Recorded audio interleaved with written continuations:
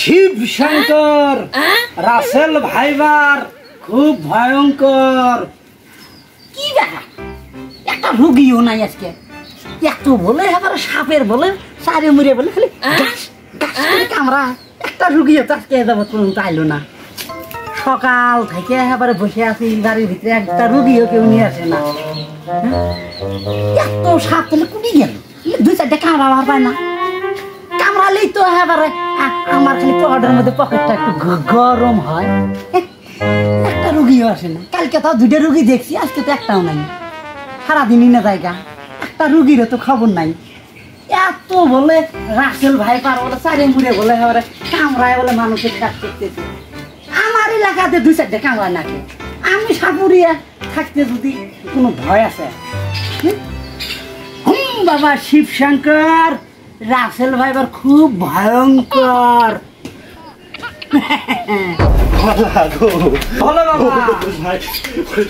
আমার ভাই দেখবেন কি কামড়া, কি সাবেন কামড়া যে দেখেন তো একটু শেষ করছে আমার ভাইকে। আল্লাহ আমার এত সুন্দর ভাইটা কি হয়ে গেল, আল্লাহ কি হয়েছে? আমার ভাইস্তেটা গেছে ওই নদীর ধারে খেলাবার, যা দেখি নাই মানুষ আমার খবর দিল তোমার ভাইস্তে বলে বালু সাপের মতো করে আছে, যাই দেখি নাই এই অবস্থা। কি হলে সাবেই কামড়া? আরে বুঝছি আর কোন না ভাইবার কামড়াছে। ভাইবার কি ভাইবার?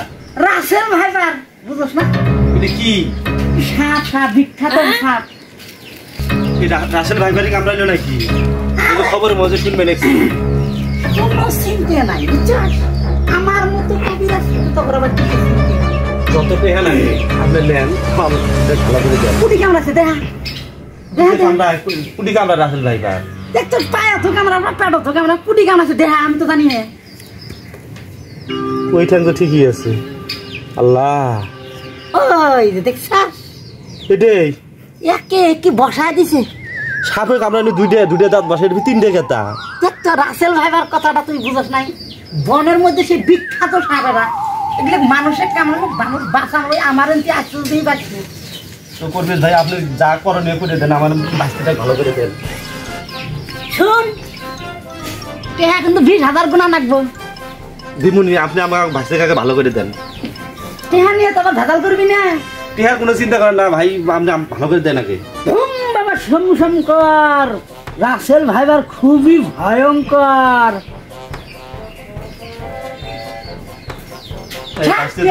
নরেও না আমি আছি না, তোর কোনো টেনশন নাই, তুই থাকে থাক।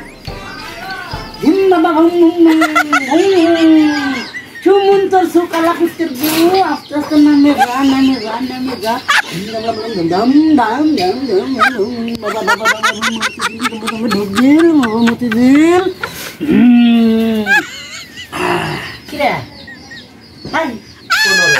কথা কথা কয় না তুই। আপনি কি করলেন? দেখ তো আমি কি করলাম, তুই ওই আমি আমি তো আমার চেষ্টা করতেছি। তাড়াতাড়ি চেষ্টা করেন, তাড়াতাড়ি, সময় নাই কিন্তু, তাড়াতাড়ি চেষ্টা করেন। আরে নাম নাম নাম নাম নাম নাম নাম নাম নাম নাম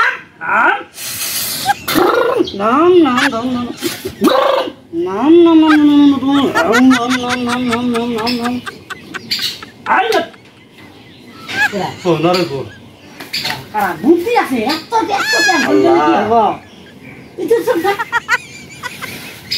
ঝাড়ু দিয়ে না বুঝলে নামবো না, বুঝছ? পদ্মাবতী পদ্মাবতী পদ্মা মা বৃষ্টির নামাতে তোর হাতে পায়ে ধরি। আমার মতো সাপুরে তুই নিরাশ করিস না, 20,000 টাকা নিরাশ করিস না মা। মা গো তুই নিরাশ করিস না। কি রে মরে না কে? আল্লাহ গো, আমি ভুলি করলাম। আমাকে মানুষে আমাকে বলে ডাক্তার উঠে যাবা, কিন্তু আরেকজনে বের করলে যে আপনি বলে খুব ভালো ভালো কবিরাজ, এই জন্য আমি আপনার কাছে নিয়ে আসলাম। আমার বাচ্চা যদি আর নড়েও না, এত বন্ধু দাম নড়লো। আপনি কি করলেন?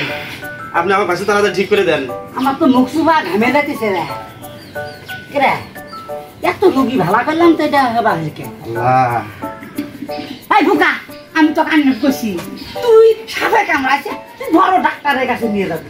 আমার জ্ঞান চসকে হ্যাঁ আনতে দেরি হয় নাই এখন।